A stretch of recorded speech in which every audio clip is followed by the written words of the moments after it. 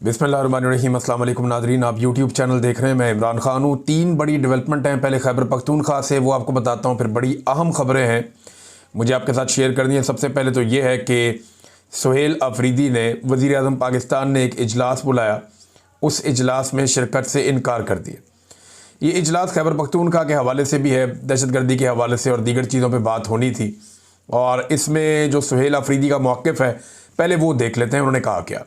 वो कहते जी, मैंने आज वफाकी हुकूमत की ज़राअत और अफ़गान महाजरीन, क्योंकि अफ़गान महाजरीन का मामला खैबर पख्तूनख्वा में ही है, ज़राअत और अफ़गान महाजरीन के हवाले से मीटिंग में ज़ाती तौर पे शिरकत से इसलिए मादरत की है क्योंकि खैबर पख्तूनख्वा की अवाम ने इमरान खान को वोट और मैंडेट दिया, और जब तक मैं इमरान खान साहब से मिलकर पॉलिसी गाइडलाइन नहीं ले लेता तो किसी ऐसी मीटिंग में शिरकत सूबे की अवाम के मैंडेट की तौहीन होगी। मैं उम्मीद करता हूँ कि वफाकी हुकूमत जल्द अज जल्द इस मसले को हल करेगी और मुतल्लिका अथॉरिटीज़ को डायरेक्शन जारी करेगी ताकि मेरी अपने लीडर और पख्तूनख्वा की आवाम के मैंडेट के अमीन और नुमाइंदा इमरान खान से रेगुलर मुलाकात का इंतज़ाम किया जाए।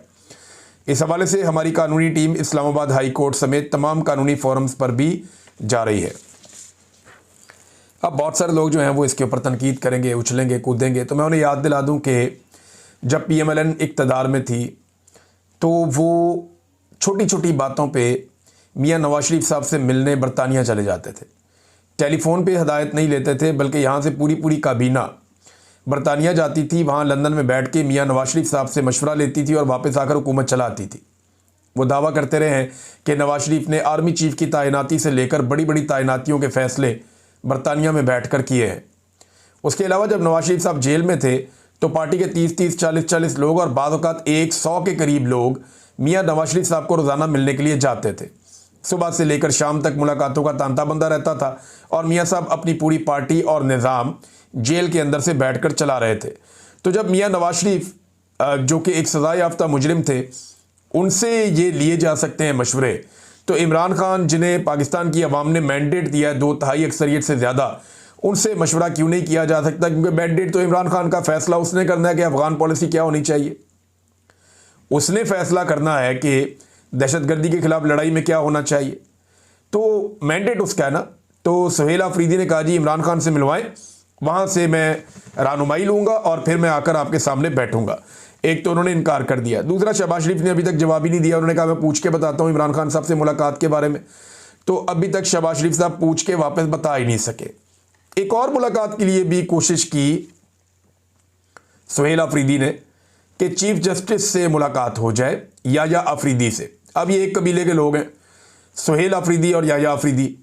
तो सुहेल अफरीदी ने कहा कि याया अफरीदी से मिलकर कोशिश करते हैं, रब्ता किया। इन्होंने एडवोकेट जनरल खैबर पख्तूनख्वा का चीफ जस्टिस याया खान से रब्ता, इमरान खान से वज़ीर आला खैबर पख्तूनख्वा सुहेल अफरीदी की मुलाकात के लिए चीफ जस्टिस ऑफिस को ख़त लिखा गया है, जिसके बाद आज मुलाकात के लिए रब्ता किया गया।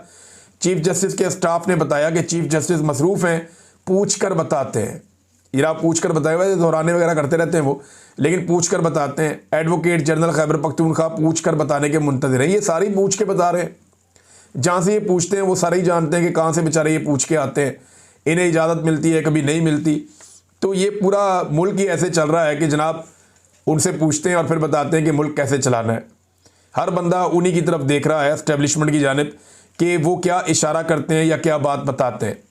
बहरहाल याया अफरीदी साहब से भी अब वो मिलना चाहते हैं। हाई कोर्ट के अंदर उन्होंने एक रिट भी दायर कर दी है इस्लामाबाद हाई कोर्ट में कि मेरी मुलाकात का बंदोबस्त किया जाए और तवातर के साथ मुलाकात करवाई जाए।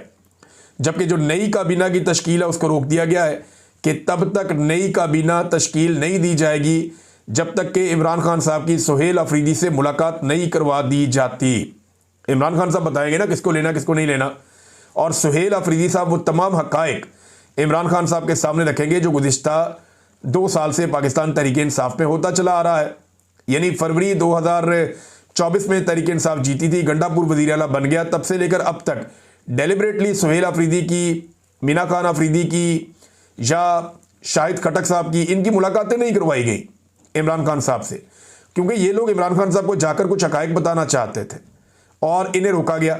और अब इनमें से एक वज़ीर आला बन गया, तो अब ये चाहते हैं कि जाकर इनकी मुलाकात हो और ये हक़ाइक़ इमरान खान साहब के सामने रखें ताकि उनकी रोशनी में इमरान खान साहब फैसला करें। तो नई काबीना की तश्कील भी रोक दी गई है। इससे पहले खबर चलवाई गई कोई एडवाइजरी कमेटी बनाई जाएगी जो निगरानी करेगी वज़ीर आला की, तो वो खबर तो जनाब हो गई कैंसिल। और जिन्होंने खबर दी उन्होंने ही वापस ले ली कि जनाब ऐसी कोई बात नहीं है। और इस पर रद्द-ए-अमल भी दिया था सुहेल अफरीदी ने, कहा मैं वज़ीर आला हूँ तो मैं बताऊँगा क्या करना है।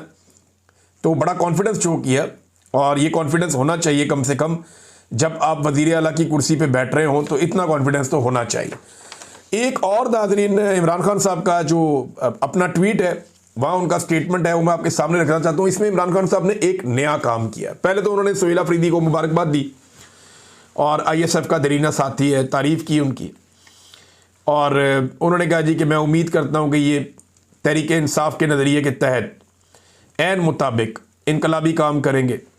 और अली अमीन गंडापुर को उन्होंने शाबाश दी कि ठीक है, अच्छे तरीके से इक़्तिदार को मुंतकिल किया उसने। फिर 4 बड़े वाक़यात इमरान खान साहब कह रहे हैं 2 साल में हुए। एक 9 मई का, 26 नवंबर का, आज़ाद कश्मीर का और मुरीद के का। इन 4 वाक़यात में कत्लेआम हुआ, 79 शहरियों को शहीद किया गया।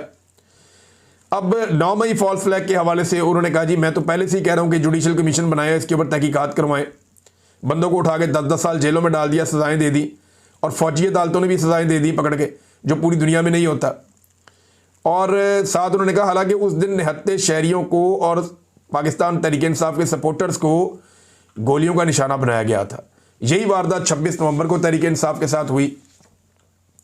तो इमरान खान साहब बहुत पहले से कह रहे हैं कि इनके ऊपर जुडिशल कमीशन बनाया जाए ताकि मजलूमों को इंसाफ मिल सके और कत्लेआम के जिम्मेदारान को करार वाकई सजा दी जा सके। अब वो ये कहते हैं कि उसके बाद जनाब फिर ये कत्लेआम का सिलसिला शुरू हो गया, यानी अब जो आज़ाद कश्मीर में किया गया और फिर उसके बाद अब तहरीक लब्बैक के साथ हुआ। नमाज जुमा के बाद खैबर पख्तूनख्वा में हमारे तमाम कारकुनान और अवाम मुरीद के कत्लेआम के खिलाफ निकले। तो मैं आपको बताता हूँ कि खैबर पख्तूनख्वा में बड़ा तगड़ा एहतजाज हुआ, बहुत बड़े पैमाने पर एहतजाज हुआ। हर शहर के अंदर लोग निकले हैं। पंजाब के अंदर तो पूरा एक ऐसा लगता है कर्फ्यू लगा हुआ है। कई जगहों पर कारोबारी मराकज़ थोड़े बहुत बंद रहे, बाकी जगहों पर कई जगहों पर खुले रहे। एक मिक्स किस्म का रद्द-ए-अमल था, लेकिन जुम्मे वाले दिन जो पूरा का पूरा निज़ाम था उसको तैयार किया गया था। पुलिस वगैरह को सबको तैयार रखा गया था, सिक्योरिटी फोर्सेस को, कि जनाब कोई भी हंगामी सूरत हाल पैदा हो सकती है जुम्मे वाले दिन। तो जुम्मे के दिन से डरे हुए हैं। तो जुम्मा तो अगला भी आएगा, उससे अगला भी आएगा, तो किसी भी दिन लावा फट सकता है। तो अब जो हरकतें ये हुकूमत कर रही है, जो फसल बो रही है, वही इसको काटनी पड़ेगी। इमरान खान साहब ने कहा कि यार अब इसके ऊपर मुतालबा ये किया जाए कि चारों वाक़यात के जुडिशल कमीशन का क़याम होना चाहिए। आज मुल्क में सब कुछ आसिम लॉ के तहत हो रहा है। सारी अदालतें फौजी अदालतों में बदल चुकी हैं। जैसे फौजी अदालतों को चलाया जाता है वैसे ही आम अदालतों को भी चलाया जा रहा है। 26वीं गैर आइनी तरमीम के बाद अदालतों से इंसाफ की तवक्को ख़त्म हो चुकी है। मुल्क में लाकानूनियत है। जस्टिस अमीनुद्दीन खान, जस्टिस फ़ायज़ ईसा, जज आमिर फ़ारूक और जज डोगर, सबके पास हमारे केसेस और पटिशन्स गई, मगर कहीं से इंसाफ नहीं मिला।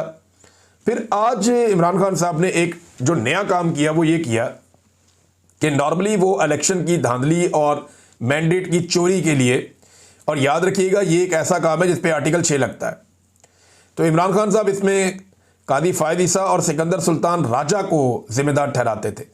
लेकिन आज इमरान खान साहब ने इसमें पहला नाम आसिम मुनीर का लिया। वो ये